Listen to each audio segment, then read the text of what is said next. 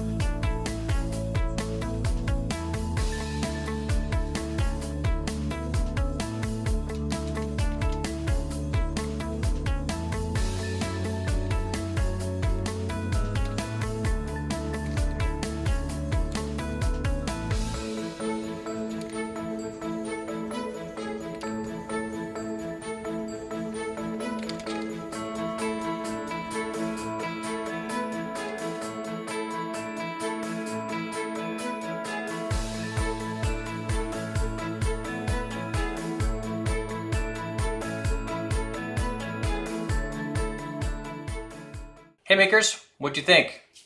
Well, that's it for this video. I thought that turned out pretty interesting. Don't forget to subscribe.